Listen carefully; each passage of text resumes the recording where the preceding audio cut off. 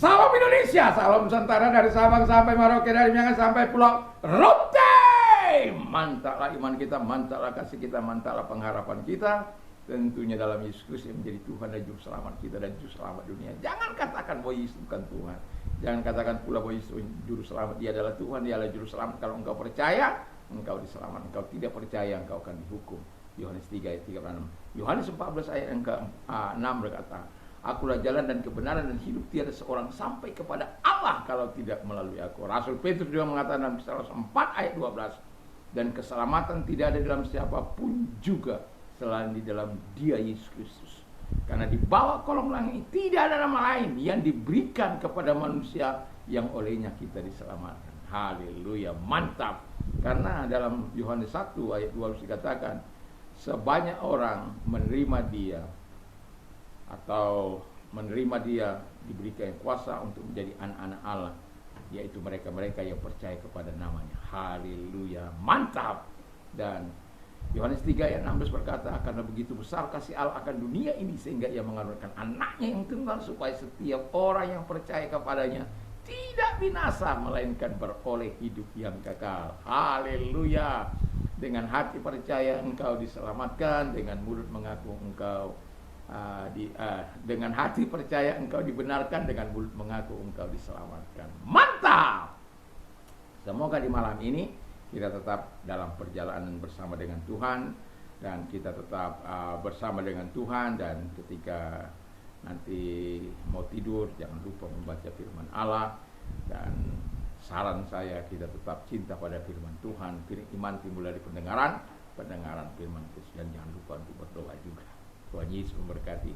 Sebelumnya mari kita berdoa. Terima kasih Tuhan, kami adalah baik Roh Kudus, dan biarkan Kau tinggal dalam hidup kami. Dalam nama Haleluya. Amin.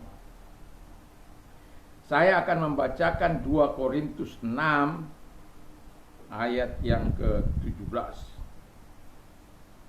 2 Korintus 6 ayat yang ke-16 dan 17. Demikian bunyi firman Allah. Apakah hubungan baik Allah dengan berhala? Karena kita adalah baik Allah dari Allah yang hidup menurut firman ini.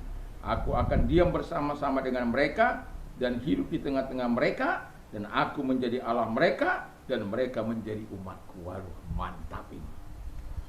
Sebab itu keluarlah kamu dari antara mereka dan pisahkanlah dirimu dari mereka, firman Tuhan. Janganlah menjamah apa yang najis, maka aku akan menerima kamu, dan aku akan menjadi bapamu, dan kamu akan menjadi anakku laki-laki dan anakku perempuan. Demikianlah firman Tuhan yang Maha Kuasa. Wow, mantap. Aduh, kalau saya membaca firman Allah ini seolah-olah firman itu hidup dan memberikan inspirasi baru ketika kita membaca dengan hati yang sungguh. Dan yang pertama saya memberikan judul dulu, kita adalah bait Allah. Karena kita adalah bait Allah, perlu sebagaimana ayat 17 tadi katakan dengan jelas kepada kita, Allah akan diam bersama-sama dengan kita. Bayangkan Allah yang Maha Kuasa itu, Allah yang menciptakan langit dan bumi, yang menjadi pengatur, ada diam bersama-sama dengan kita. Dia tinggal bersama-sama dengan kita. Enggak bangga? Enggak kamu sadari? Enggak kamu tahu atau masa bodoh? Jadi kalau Tuhan ada tinggal dalam hidup kita, kira-kira ada enggak kesempatan kita mau melakukan pelanggaran? Ada enggak kesempatan kita untuk melakukan kejahatan? Ada enggak kesempatan kita untuk melakukan hal-hal yang menyakitkan hati Tuhan? Saya pikir tidak. Sebagaimana tadi pagi saya katakan, roh itu memerdekakan kita. Di mana ada roh Allah, di mana ada roh Allah, di situ ada kemerdekaan. Dan Allah diam di bait Allah ini. Kita ini adalah bait Allah, bukan gedung, bukan gereja. Gereja bisa dihancurkan, tapi bait Allah tidak akan bisa dihancurkan. Mereka bisa membinasakan tubuh kita mungkin, tapi bait Roh Kudus, yaitu hidupmu, tidak akan pernah bisa dihancurkan. Ketika engkau katakanlah dengan dengan kebesaran Tuhan, engkau diizinkan untuk mati syahid, kau bersama dengan dia. Haleluya. Jadi kalau Tuhan bersama-sama dengan engkau, banggalah sedikit. Tapi jangan sedikit lah.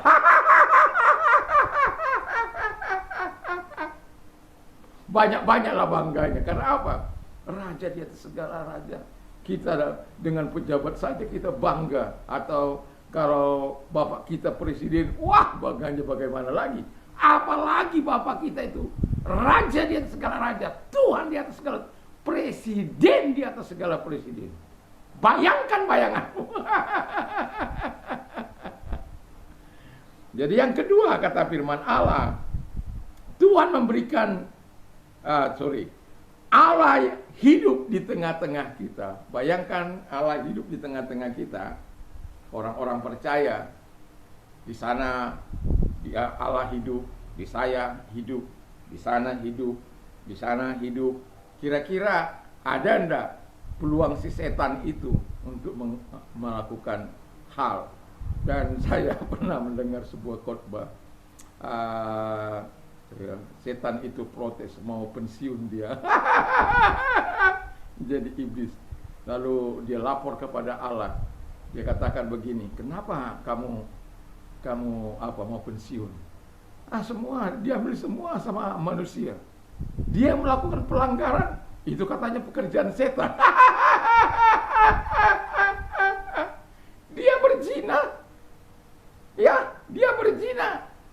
Waktu dia berzina enggak panggil saya, enggak diajak juga saya ke sana.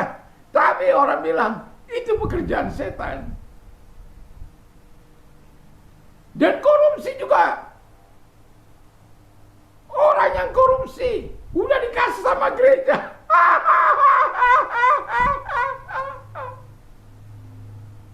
Tuhan, saya juga yang disalahkan.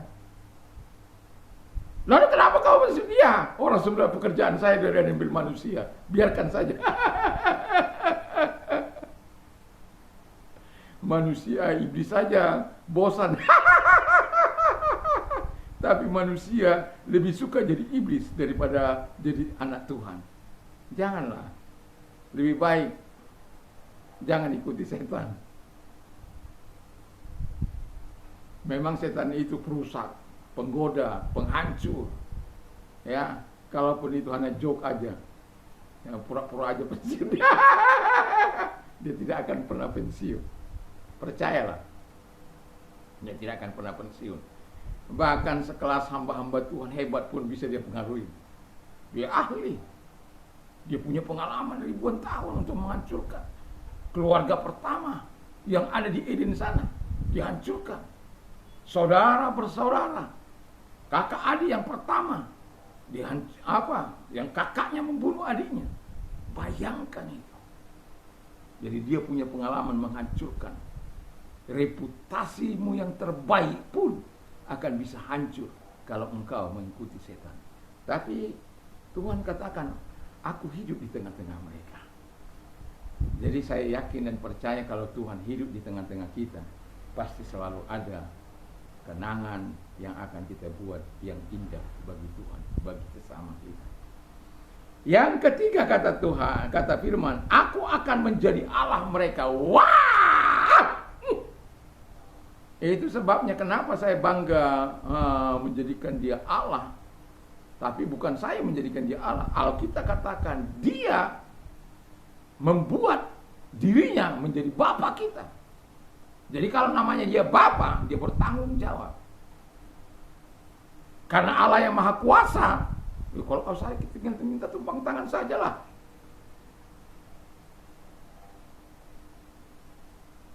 Saya pernah katakan 1900 berapa lah itu ya, ketika saya pertama kali ke dokter, dalam arti betul-betul mau mengalami suntik itu, ya. Lalu karena saya baru menikah dengan istri saya, lalu ya, istri saya ajak saya ke dokter gigi karena saya mau cabut dia dengan tang. dia merasa ngeri. Dia aja. Tapi karena dia istri saya karena baru menikah ya sudah, ayo sudah gitu ya. Dan ketika saya mau makan itu obat yang diberikan oleh dokter, tidak sanggupkah kuasaku untuk menyembuhkan engkau? Kira-kira begitulah yang ada di dalam hati saya, satu bisikan kalbu. Lalu kemudian saya buang itu dan saya katakan kepada istri saya, tolong, kalaupun Anda membawa saya ke dokter, kalau dalam keadaan yang parah sekali, selama saya masih bisa, jangan pernah mengajak saya. Mungkin agak radikal, dan tapi saya sudah lakukan itu. Di tengah-tengah saya sudah pernah mengalami 2 kali masa-masa yang sulit, sampai saya pesan pada istri saya. Istri saya pada waktu itu nangis-nangis karena pesannya sangat mengerikan. Pesannya itu jelas, kalau saya meninggal dunia, kamu boleh menikah lagi. Karena ada teman saya mengatakan, kalau istri saya menikah lagi, saya akan datang, hantu saya akan datang. Mana bisa? Dan pada akhirnya dia meninggal juga. Masih dalam usia yang muda. Enggak pernah itu datang. Enggak lapor juga sama saya soalnya. Jadi Tuhan itu luar biasa. Dia menjadi Allah kita. Aku menjadi Allah mereka. Wow. Bukan aku ini loh maksudnya, karena dalam bahasa Allah itu, dalam bahasa Alkitab tadi, aku menjadi Allah mereka. Itu kan luar biasa. Ini ada Allah kadang jadi coward, jadi pengecut. Diancam aja udah takutnya terkencing-kencing. Ya. Ketika dipersekusi, bukannya mau menghadapi, bukannya mau datang, hadapi saja. Kenapa harus takut? Negara ini dijamin, negara ini menjamin, konstitusi negara kita menjamin, walaupun konstitusi kita dipersekusi oleh pejabat-pejabat negara ini. Masa konstitusi di bawah perundang-undangan, di bawah para menteri atas nama kelanggengan bangsa Indonesia. Ya, nggak perlu takut lah. Saya dijemput tengah malam sudah kok, diintimidasi sudah kok, nyawa taruhannya katanya sudah kok. Nggak perlu takut. Karena apa? Saya yakin sekali dengan dia. Dan saya kan sering bilang begini, kalaupun saya harus mati hari ini, saya akan langsung ke surga gitu loh. Mau mati besok, mau mati 120 tahun ke depan, masuknya surga juga. Banyak sekali Tapi ya itu permohonan, kan kata Tuhan, aku akan memuaskan dia dengan panjang umur, dan akan kutunjukkan kepada yang keselamatan daripada aku. Mazmur 91 ayat 13, ayat 16 itu kan mantap kan. Tapi yang penting kita cinta Tuhan, yang penting kita mengenal dia Bapa kita. Kalau Tuhan izinkan, syukur. Seperti itu loh. Saya kalau ingat Harun itu, ketika dia dibilang harus naik ke Gunung Hor itu untuk meninggal di sana, dia kan jalan itu naik ke gunung itu. Lalu kemudian Musa menanggalkan jubahnya kan, dan menaruhnya ke jubahnya ke anaknya Eliezer. Dan kemudian Alkitab katakan dia kan meninggal. Enak sekali kan? Enggak sakit, enak. Musa juga begitu, naik ke Gunung Nebo. Karena Tuhan, karena kesalahan yang dilakukan, ya, memukul itu batu. Nah, enggak, Tuhan katakan, karena engkau tidak percaya, melanggar kekudusanku. Itu peristiwa Masa dan Meriba itu, ya kan? Tapi Tuhan itu baik. Bukan dia keselamatannya yang diambil, bukan. Enggak sampai saja ke tanah perjanjian, cuma 2 yang sampai, yang 20 tahun ke atas itu, yaitu Kaleb dan Yosua. Puji Tuhan lah, mantap lah kita semua ya. Semoga kita adalah orang-orang yang betul menghargai. Lalu kemudian yang terakhir, Tuhan, ini, mereka akan menjadi umatku. Jadi Tuhan menjadi Bapa dan kita menjadi umatnya. Wow, mantap. Dan semoga kita semua menjadi umat yang betul-betul taat kepada Tuhan, taat kepada kehendaknya, dan melakukan apa yang baik dan benar di mata Tuhan.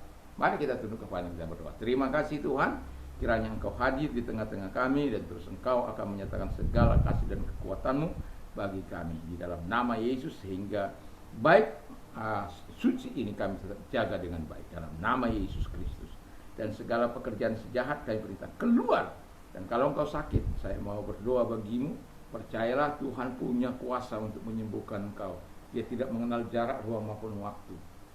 Saya bukan hanya sekedar mengatakan dia punya kuasa, tapi saya telah menghidupi firman Allah. Dan saya mau katakan, Tuhan mampu hadir kepadamu dan menjamah engkau. Jangan pernah putus asa, datang kepada dia dengan sungguh, apapun sakit penyakitmu.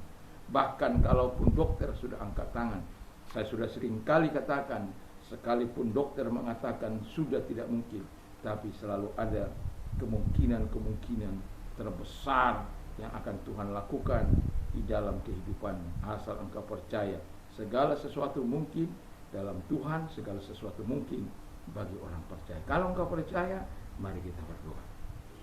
Dan angkat kedua belah tanganmu. Tuhan lihat tangan-tangan yang diangkat kepadamu, dan mereka memerlukan uluran kasih-Mu, memerlukan kuasa-Mu untuk menyembuhkan sakit penyakit mereka dalam nama Yesus. Segala sakit penyakit yang mereka derita, aku perintahkan keluar. Dan oleh biru daripada Tuhan Yesus, engkau sembuh oleh kuasanya, oleh kuasa firman Allah engkau sembuh. Terima kasih Tuhan. Dan kalau engkau sedang mengalami pergumulan dalam hidup ini, serahkan semua kepada Tuhan, dan Tuhan akan melakukan hal yang besar bagimu. Dan kalau engkau orangnya angkat kedua belah tangan, menyerahkan diri kepada Tuhan, mari kita berdoa. Lihat tangan-tangan yang diangkat kepadamu Tuhan, dan kami yakin dan kami percaya, dan engkau mau melawati mereka dan menolong mereka satu demi satu dalam nama Yesus. Sama seperti engkau menolong Daud ketika melawan Goliat si raksasa itu, hanya dengan alih-alih mampu mematahkan, bahkan memenggal kepala si Goliat itu atau si Goliat itu. Karena apa? Tuhan menyertai dia. Saya tidak tahu apakah sebesar Goliat apa yang kau hadapi, tetapi saya mau katakan Tuhan lebih besar dari persoalanmu. Dan kalau engkau percaya, engkau akan melihat kemuliaan Tuhan. Dalam nama Yesus, Kau Allah yang menolong setiap kami, dan biarlah setiap kami memuliakan Engkau dalam hidup ini karena pertolongan-Mu. Semua kami akan mengucap syukur terima kasih kepada Tuhan buat segala pertolongan kebaikan. Di dalam nama Yesus kami berdoa. Haleluya. Amin. Puji Tuhan. Selamat malam. Kalau kita mau tidur, jangan lupa untuk baca firman Allah, dan jangan lupa juga berdoa, dan kita menikmati tidur kita dengan damai oleh karena Tuhan. Mantap, mantap, mantap.